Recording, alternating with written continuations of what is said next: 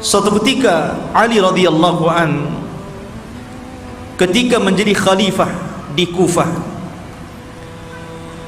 ketika dia berkhutbah, tiba-tiba ada seseorang yang bernama Sa'sa'ah bin Suhan al-Abdi radhiyallahu an bertanya kepada Ali radhiyallahu an. Kata Sa'sa'ah bin Suhan, "Ya Amiral Mu'minin, mata yakhrujad dajjal?" Wahai Amirul Mukminin, kira-kira kapan munculnya Dajjal itu? Maka Amirul Mukminin Ali radhiyallahu an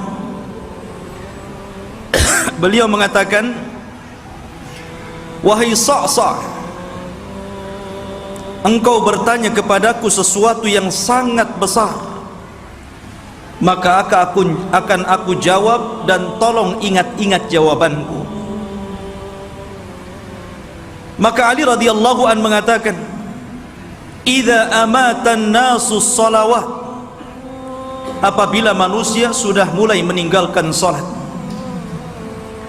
"wa adaa'ul amanah," apabila manusia sudah melalaikan amanah, "wa kana al-hilmu dha'fa wadh-dhulmu fakhra," dan ketika sifat lemah lembut sudah melemah di hati manusia, kemudian kezaliman semakin menguat dan menjadi sebuah kebanggaan,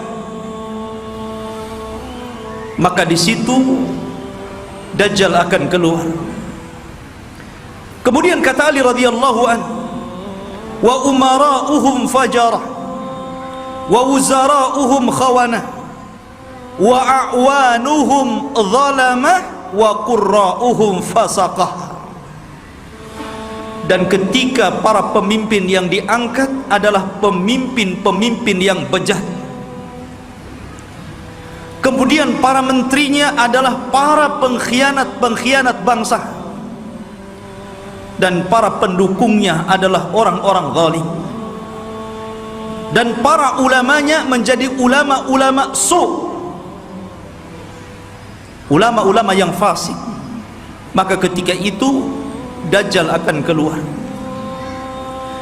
Kemudian Ali radhiyallahu melanjutkan, "wa dhahara al-jawru wa fasaz zina wa dhahara ar-riba wa quti'atil arham." Dan ketika kezaliman dan kelaliman menyeruak di tengah-tengah bumi ini, kemudian menyebarnya zina, tampaknya riba, dan orang sudah mulai memutuskan silaturrahim, maka itu juga alamat telah dekatnya munculnya Dajjal. Kemudian kata Ali radhiyallahu an, "wattukhidatil qainat wa syuribatil khumur." Dan ketika manusia sudah mulai memanggil-manggil para penyanyi untuk menyanyi, kemudian khamar diminum secara bebas. Artinya di sini ikhwatu fiddin, maka kalau itu terjadi maka telah dekat kemunculannya.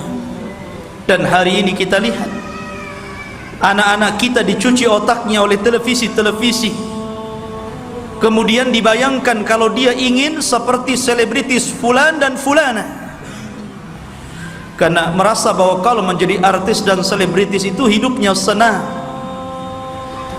Kemudian kata Ali radhiyallahu an, "wa nuqidatil uhud wa dhuyyatil atamah wa tawanan nas fi salatil jamaah." Kemudian ketika manusia sudah mulai tidak peduli dengan janji, mereka khianati janji-janji, kemudian sudah lemah, orang lemah untuk melakukan qiyamul lail. Dan hari ini kita lihat ada orang ikhwatu fiddin, dia rela tidur di siang hari hanya untuk nonton bola dunia di malam hari. Bangun dia di malam hari, kopinya sampai 1 ember biar nggak tidur, dia rela seperti itu, ya. Kemudian dan manusia sudah mulai lalai dan malas untuk solat di masjid, tentu bagi laki-laki. Padahal kata Ali radhiyallahu an, perhatikan, wa zakhraful masajid wa tawwalul manabir wa halul masahif. Padahal masjid pada hari ini kita saksikan hampir semua masjid itu tidak ada yang jelek, semua bagus, besar-besar, indah-indah. Tapi kemana orang-orang yang sholat di dalamnya?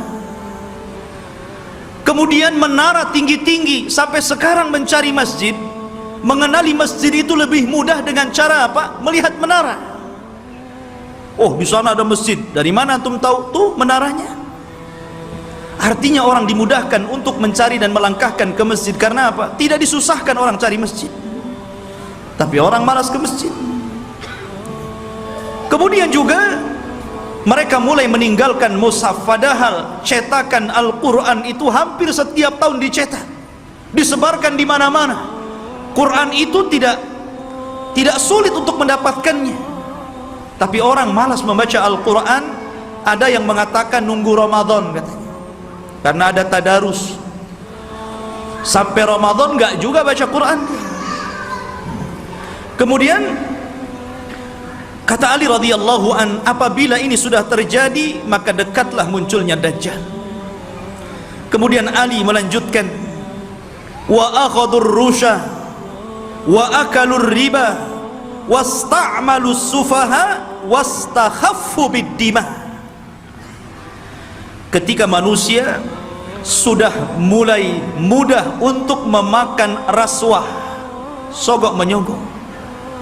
Di negeri kita ini korupsi itu bukan hanya tingkat level atas saja, level bawah pun sama. Bahkan antum buat KTP saja kadang-kadang ada pelicinnya ya. Bahasa rasuah itu kan bahasa pelicin katanya. Kalau ingin licin pakai oli saja lah. Jadi ikhwatu fiddin yang dimuliakan Allah Azza wa Jalla,